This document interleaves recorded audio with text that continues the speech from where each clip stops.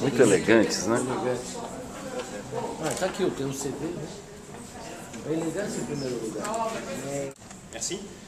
Le deuxième vin, donc, qui est un pinot noir. Cette fois-ci, on est sur un pinot noir de Verzy.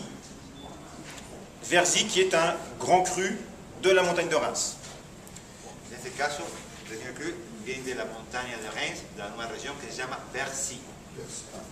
Donc, Ici est Premier Cru. grand cru. Grand cru. Sur Premier Cru.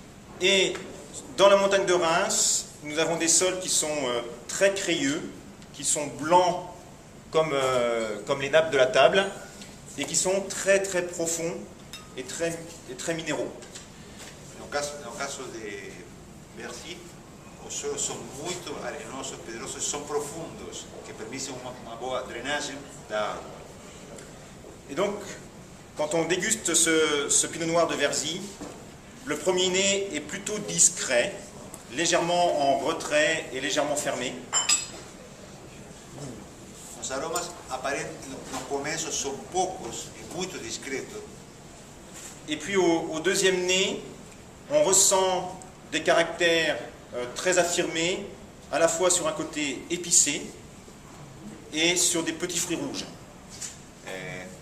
No segundo momento, un pouco de Especiarias.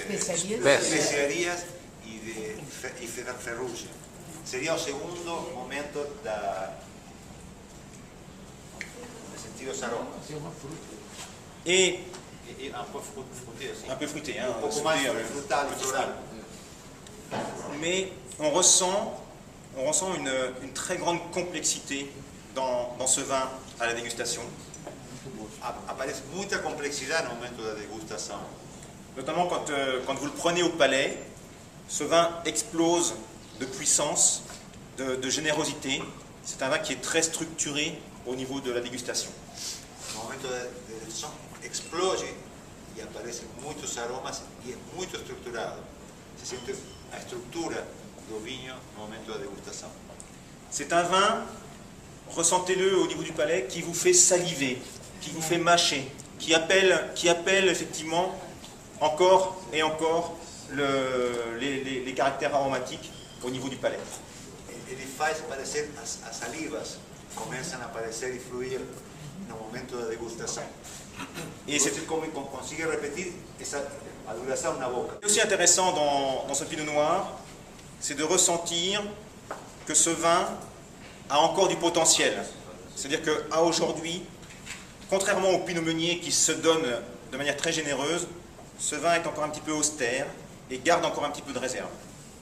A diferença do Pinot Meunier, que é um vinho curto, que se percebe que tem uma duração de pouco tempo, no caso do Pinot Meunier se vê um vinho reprimido, que vai precisar de tempo para conseguir obter o momento máximo de esplendor do vinho.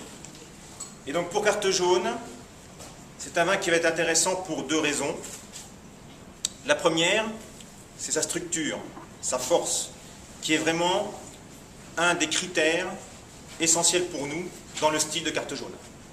Os critérios de estrutura e de força são marcantes no caso de Vertico, Carte Jaune ou Yellow Label, e é um dos principais motivos pelo qual Pinot Noir faz parte da estrutura do produto. Tu n'as pas dit que le pourcentage de Pinot Meunier est de... Je le dirai à la fin. Il va venir à la question.